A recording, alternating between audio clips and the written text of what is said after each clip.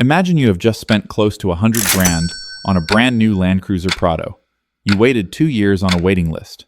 First morning you go to drive it, the dash looks perfectly normal. Clean screen, no warnings, everything fine. Except it is not fine, because somewhere in the software running that brand new instrument cluster, there is a bug. The oil pressure warning, the coolant temperature alert, every critical signal that tells you your engine is about to destroy itself. None of it is showing up. The screen is lying to you, and you have no idea. That is not hypothetical scaremongering, it is a recall. 13,000 Prados here in Australia affected. The most anticipated four-wheel drive relaunch in a generation, and Toyota had to write to owners saying their warning lights might not be trustworthy.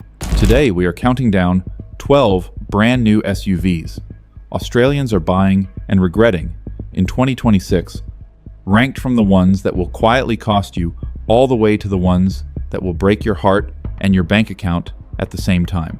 There is a thread running through every single one. Watch for it. Stay with me to number 1, because the SUV at the top of this list is the very last one you would expect. Here is the context that makes the whole list make sense. For a long time, an Australian SUV was an honest machine, big engine, transfer case, a few basics, and any mechanic in the country could work on it. Then, the marketing departments got involved. Emissions rules tightened. Manufacturers figured out that a complicated SUV loaded with screens, sensors, PHEV systems, and over-the-air updates is not just a vehicle, it is a revenue stream. And in Australia, where we drive big distances on rough roads in serious heat, every one of those layers of complexity shows its cracks faster than anywhere else on the planet. Keep that in mind as we go. Number 12. The Mitsubishi Outlander. A practical, well-priced family SUV for most buyers.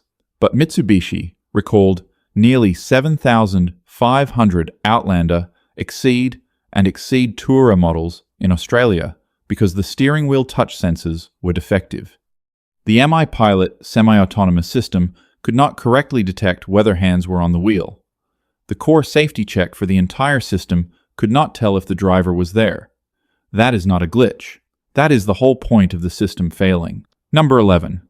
The Kia Seltos. Sharp pricing and strong sales. But the base 2-litre 4-cylinder has a documented history of manufacturing defects, bad piston rings, connecting rod faults, bearing failures, leading to oil consumption, and in the worst cases, engine failure. Multiple recall campaigns have covered hundreds of thousands of vehicles across the Kia and Hyundai range. Once the warranty ends, educated used car buyers know exactly what they could be inheriting. What looked like a deal becomes a car that is almost unsellable at 60,000 kilometers. Number 10. The Mazda CX-90 PHEV. 4 recalls in under 2 years. Complete loss of drive power in electric-only mode. An engine that could stall during an auto stop and refuse to restart. A transmission so rough and early builds it became its own forum thread. Mazda has improved it, and later models are better. But if you bought an early one trusting the badge, the ownership experience has been a shock the brochure did not prepare you for. Number 9. The Jeep Grand Cherokee.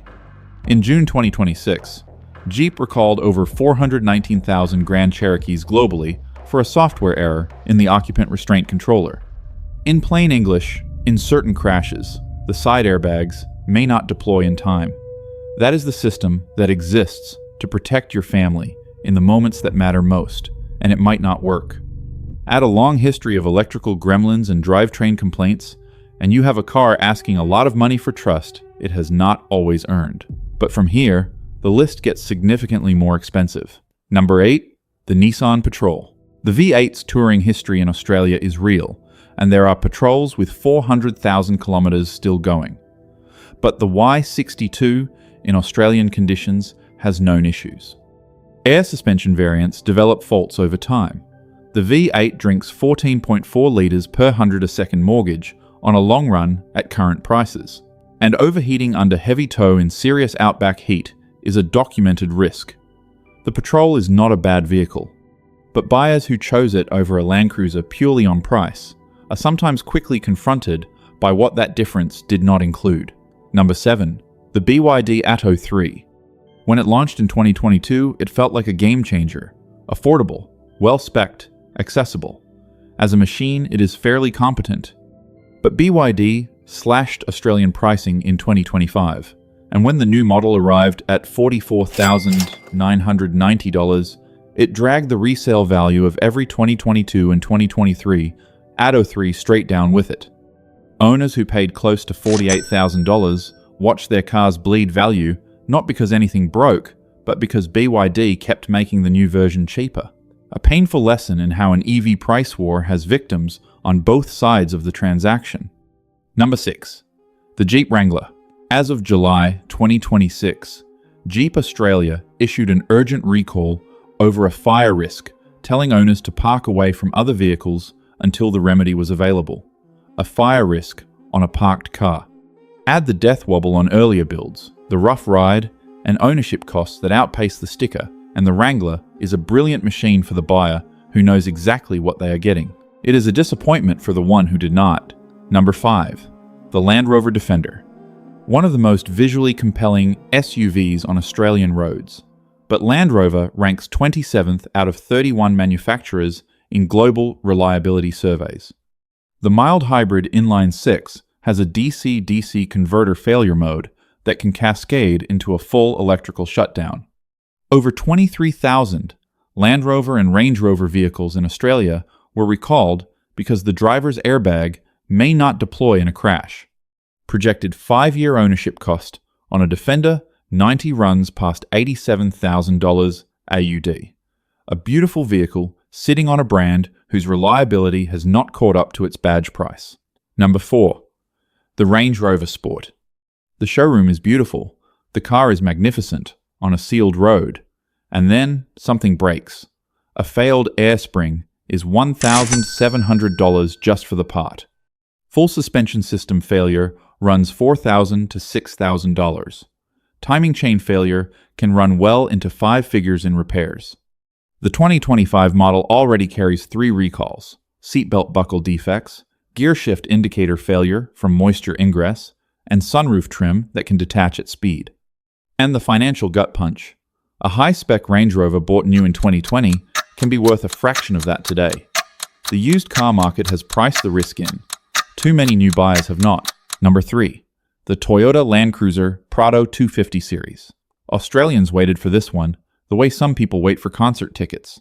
It launched to enormous excitement. Then, the recalls started. First, 524 Prados recalled because an error in the brake controller fitting instructions meant the driver's airbag may have been reinstalled with bolts at the wrong torque. An airbag that might not deploy on a brand new $100,000 four-wheel drive. Then came the bigger one.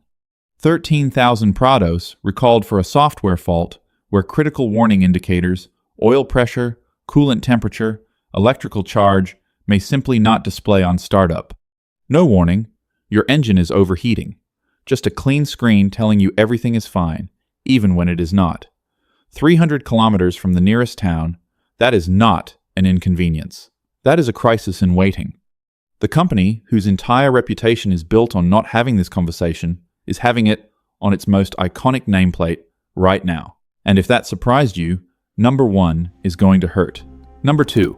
The Jaguar F-Pace. A genuinely enjoyable SUV to drive sitting in a deeply strange position. Jaguar has ended production of its entire petrol and diesel lineup globally, pivoting to electric. Which means buying an F-Pace today means buying from a brand that has already moved on from it. Parts, investment, dealer focus, factory support, all redirected. The F-Pace carries the same reliability challenges that shadow every Land Rover product, and with no new model coming to support second-hand values, depreciation is savage. What you are buying is an orphan in an expensive suit, and it will cost more to look after than you expected. And the number 1 SUV Australians are buying and regretting in 2026? The Toyota Land Cruiser 300 series. Put the pitchforks down. I know what you are thinking. The 300 is the benchmark, what serious people buy when they cannot afford to be let down. Legendary resale. For most buyers, it will probably be fine. But Consumer Reports data on the 2025 Land Cruiser, now running a twin-turbo 3.3-liter V6 diesel, instead of the legendary 4.5-liter twin-turbo V8 diesel, shows it as less reliable than the average new car in its model year. Brake complaints are the most consistent theme, with owners reporting burning smells well past break-in, squealing in reverse, and sensors failing. Documented issues with the drive system and transmission on early examples. In the US, the 2025 Land Cruiser has already been recalled. But the real reason it sits at number 1 is not a reliability story, it is a price story. The 300 series asks for $100,000 to $150,000, depending on spec. At that price, the expectation is not just that it is good. The expectation is that it is bulletproof, that you never worry about it, that you certainly never sit in a Toyota service bay wondering why your brand new vehicle is there while you are still paying it off. When brake complaints and recall notices enter that conversation at that price, the emotional damage is profound. They did not buy a car, they bought a certainty. And any gap between that certainty and reality creates a regret disproportionate to the actual problem. You are not just disappointed in a vehicle, you are disappointed in the promise. You paid $120,000 to own. That is the number one regret. Not the worst vehicle on this list. The biggest gap between expectation and experience.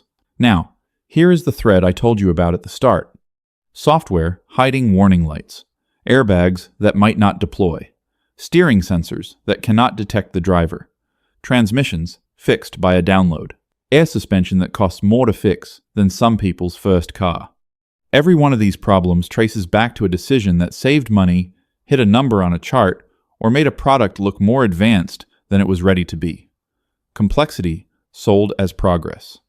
And there is no money in a simple SUV that lasts 20 years and never sees a dealer.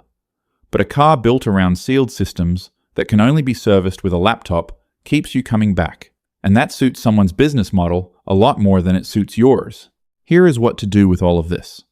Check vehiclerecalls.gov.au before you sign anything. It is free and takes 2 minutes. If a brand has a pattern of poor reliability across its range, that pattern does not disappear because the new model looks better in the showroom. When a car is selling you complexity, ask who is going to fix it, what the parts cost, and whether an independent mechanic near you can even work on it. And spend 20 minutes on the owner forums before you go anywhere near a dealership. The people who have lived with the car for 12 months will tell you things the brochure never will. Picture yourself a year from now as the buyer who did that homework, asking the salesperson which build date had the recall, watching his face when he realizes you already know. You bought the right one. Your mate with the flashier badge is back in the service bay for the 3rd time. That is what this gets you. Not being clever, just not being the one wondering where it all went wrong. Tell me in the comments what you are driving and whether it has been honest with you. I especially want to hear from the mechanics and the long-distance tourers who have done real kilometers in real Australian conditions.